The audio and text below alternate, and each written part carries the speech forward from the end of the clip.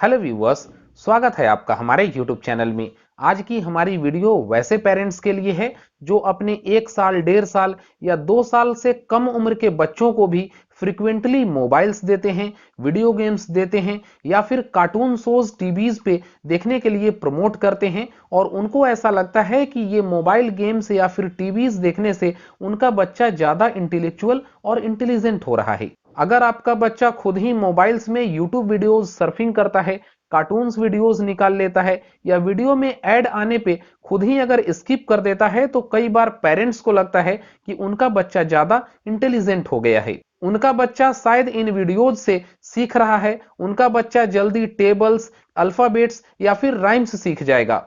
लेकिन अगर आपका बच्चा भी ऐसा ही करता है तो वो मेजर और क्रॉनिक इलनेस से ग्रसित हो सकता है। यहां तक कि इस इलनेस की वजह से एक बच्चा मानसिक तौर पे विकलांग भी हो सकता है और इसी इश्यूज को बोलते हैं वर्चुअल ऑटिज्म। तो चलिए आज की इस वीडियो में हम जानेंगे कि वर्चुअल ऑटिज्म क्या होता है, इसके क्या लक्षण होते हैं और अपने बेबीज में हेल्दी हैबिट्स डालने के लिए आप क्या कुछ कर सकते हैं, इस वीडियो में हम जानेंगे। तो बने रहिए हमारे साथ इस वीडियो के अंत तक। दोस्तों, वर्चुअल ऑटिज्म के बारे में जानने से पहले हमें यह जान लेना चाहिए कि ऑटिज्म क्या होता है। तो मैं आपको बताऊं कि ऑटिज्म एक प्रकार का ब्रेन डिसऑर्डर है। जब एक महिला प्रेग्नेंट होती है, अगर इस दौरान कोई प्रेग्नेंट लेडीज किसी क्रॉनिक इलनेस का शिकार हो जाए, अगर उनका कोई मेजर एक्सीडेंट हो जाता है या फिर कुछ जेनेटिक डिसऑर्डर्स हैं, तो इसकी वजह से बच्चे के ब्रेन में कुछ डिसऑर्डर्स हो सकते हैं। ऐसे बच्चे जन्म के बाद मेंटली चैलेंज्ड हो सकते हैं। ऑटिस्टिक बच्चों में उनके 1 या 1.5 साल के बाद सिम्टम्स दिखाई देने स्टार्ट हो जाते हैं, जैसे आपका बच्चा अपने नाम के प्रति रिस्पॉन्ड नहीं करता है, यानी कि जब आप अपने बच्चे को उसका नाम लेकर बुलाएंगे तो भी वो रिस्पॉन्ड नहीं करता है, वो अपने आप में ही मशगूल होता है। इसके अलावा ऐसे बच्चे किसी रिपीटेड साउंड्स या फिर पर्टिकुलर साउंड के प्रति ज्यादा एक्टिव होते हैं। अपने एक्टिविटीज में उनको रिपीटेशंस करना, यानी कि कई बार वो बैठे बैठे इस तरीके से फ्रीक्वेंटली झूले की तरह झूलते रहेंगे। कई बार वो किसी चक्के, उनका कोई खिलौना का पहिया है, उसको लेकर इस तरीके से वो बार बार हिलाने की कोशिश करते हैं और अगर आप उनको डिस्टर्ब करेंगे तो भी वो आपकी तरफ ध्यान नहीं देते हैं। इसके अलावा काफी सारे ऑटिस्टिक बच्चों में अपने हाथ को हमेशा इस तरीके से मूवमेंट करने की आदत भी होती है। काफी सारे ऑटिस्टिक बच्चे ज्यादा हाइपर एक्टिव होते हैं और ऐसे बच्चों में देखा गया है कि वो राउंड सर्कल्स में हमेशा फ्रीक्वेंट दौड़ते ही रहेंगे। ऐसे बच्चे इमोशनली कॉम्प्रोमाइज्ड भी हो सकते हैं, यानी कि अगर बच्चे के पेरेंट्स उनके साथ खेलने की कोशिश करें, उनसे प्यार करने की कोशिश करें, तो भी वो अपने आप में ही मशगूल होते हैं। ऐसे बच्चे अपनी ही दुनिया में खोए होते हैं या फिर उनको अकेले रहने की आदत भी हो सकती है। इसके अलावा ऑटिस्टिक बच्चों को बोलने की समस्या सबसे मेजर इलनेस देखी गई है। इसके अलावा वो अपने फीलिंग्स को भी एक्सप्रेस नहीं कर पाता है।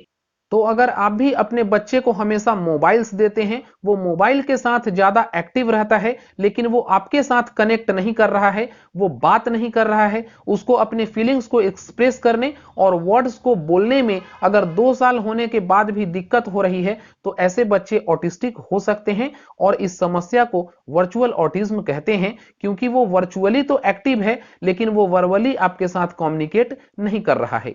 और इसका सबसे major reason audio visual sounds, mobile radiations और मोबाइल्स होता है, क्योंकि अमेरिकन पीडियाट्रिक्स की एक रिसर्च कहती है कि काफी सारे बच्चे जन्म के समय बिल्कुल नॉर्मल होते हैं, यानी कि वो नॉर्मल बच्चों की तरह चिल्लाते हैं, रोते हैं, अपने हाथ और पैरों की नॉर्मल तरीके से मूवमेंट करते हैं और इन बच्चों में 1 साल या फिर 14 to 15 मंथ तक बिल्कुल एक्टिविटीज नॉर्मल होती है। लेकिन जैसे ही ऐसे बच्चे मोबाइल रेडिएशंस और मोबाइल गेम्स, मोबाइल वीडियोस के प्रति अट्रैक्ट होते हैं, वो धीरे धीरे एडिक्टेड होने लगते हैं। जब ऐसे बच्चे मोबाइल्स देखते हैं तो वो बहुत ही ज्यादा खुश होते हैं, लेकिन जैसे ही ऐसे बच्चों से आप मोबाइल छीनेंगे वो पागलों की तरह रोने लगते हैं, चिल्लाने लगते हैं और फिर पेरेंट्स को लगता है कि इससे बेहतर है कि आप ऐसे बच्चों को मोबाइल दे ही दें। लेकिन मैं आपको बताऊं कि जो पेरेंट्स ऐसा सोचते हैं कि उनका बच्चा मोबाइल्स देखकर बहुत इंटेलिजेंट हो रहा है, तो ऐसा सोचना आपका बिल्कुल गलत है,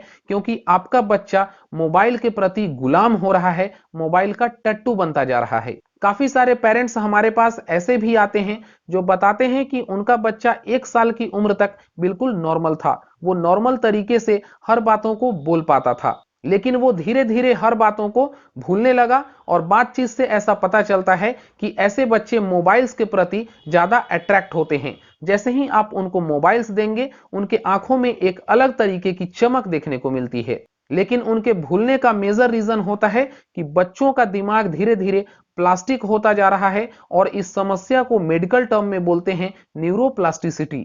ये न्यूरोप्लास्टिसिटी क्या होता है, तो मैं आपको बताऊं कि ऐसा तो आपने भी सुना होगा कि हमारा ब्रेन अखरोट की तरह होता है, और इसके दो पार्ट्स होते हैं, ग्रे मैटर्स और व्हाइट मैटर्स। ग्रे मैटर किसी भी चीज को लंबे समय तक मेमोराइज करने के लिए, सोचने समझने और उसको याद रखने के लिए रिस्पॉन्सिबल होता है। वहीं व्हाइट मैटर्स केबल की तरह यानी कि वायर की तरह काम करती है, जो सिग्नल्स को ट्रांसमिट करने के लिए रिस्पॉन्सिबल होती है। लेकिन जब बच्चे ज्यादा टीवीज में कार्टून वीडियोस के तरफ, मोबाइल्स के तरफ, मोबाइल रेडिएशंस के प्रति अट्रैक्ट होना स्टार्ट होते हैं, तो उनकी ये व्हाइट मैटर्स धीरे धीरे फेड करने लगती है, और बच्चों के ब्रेन के इस पार्ट में एक्टिवनेस और उसकी डेवलपमेंट धीरे धीरे हैम्पर होने लगती है। और इसी की वजह से एक बच्चा सोचने, समझने और धीरे धीरे बोलने की कैपेसिटी खोने लगता है। यहां तक कि एक बच्चा जो बात पहले आसानी से बोल पाता था, अब वो उसको भी भूलने लगता है। और अगर एक पेरेंट्स इस समस्या को टाइम पे नोटिस नहीं करते हैं, तो वो बच्चा पूरी तरीके से ऑटिस्टिक हो सकता है और वो मेंटली कॉम्प्रोमाइज्ड हो सकता है। अमेरिकन पीडियाट्रिक्स के अनुसार 2 साल से कम उम्र के बच्चों को ऑडियो विजुअल साउंड के प्रति बिल्कुल भी एक्टिव नहीं होनी चाहिए। खासकर मोबाइल्स या फिर टीवीज में कार्टून वीडियोस बिल्कुल भी नहीं दिखानी चाहिए। वहीं 2 साल से 5 साल के बच्चों को 2 से 3 घंटे से ज्यादा कभी भी कार्टून वीडियोस, टीवीज या फिर मोबाइल के प्रति एक्टिव नहीं रहनी चाहिए। और इसके लिए सबसे जरूरी है कि पेरेंट्स खुद ही ज्यादा रिस्पॉन्सिबल हों। आप बच्चों के साथ ज्यादा सॉल्युबल हो, ज्यादा से ज्यादा टाइम स्पेंड करें। उनको आप कुछ लर्निंग टॉयज देकर उनके साथ खुद ही खेल सकते हैं, टाइम स्पेंड कर सकते हैं, या फिर दूसरे बच्चों के साथ खेलने के लिए प्रेरित कर सकते हैं। ऐसे बच्चों को ज्यादा सिखाने के लिए आप खुद ही उनके साथ खेलें, इन्वॉल्व हों, या फिर आप पार्क भी ले जा सकते हैं। अगर आपका बच्चा 1.5 साल 2 साल होने के बाद भी अच्छे तरीके से फीलिंग्स को एक्सप्रेस नहीं कर पा रहा है, बोल नहीं पा रहा है, इसके अलावा अभी इस वीडियोस में हमने जो सिम्टम्स बताएं, अगर ऐसे सिम्टम्स से आपका बच्चा भी ग्रसित है, तो आपको किसी अच्छे पीडियाट्रिक्स से कंसल्टेशन करानी चाहिए, या फिर आप चाइल्ड न्यूरो से भी कंसल्ट कर सकते हैं। और डॉक्टर्स ही एक बच्चों में लक्षण देखकर ये कैच कर सकते हैं कि बच्चा ऑटिस्टिक है या नहीं, क्योंकि जितनी कम उम्र में ऐसे बच्चे आइडेंटिफाई होते हैं, उनको थेरेपी देकर बहुत ही जल्दी रिकवर किया जा सकता है। और ज्यादातर केसेस में ऐसा देखने को मिला है कि जिन बच्चे को सही टाइम पे प्रॉपर ट्रीटमेंट्स मिली है, थेरेपीज मिली है, वो बच्चा बहुत ही जल्दी ऑटिज्म से ओवरकम भी कर चुका है।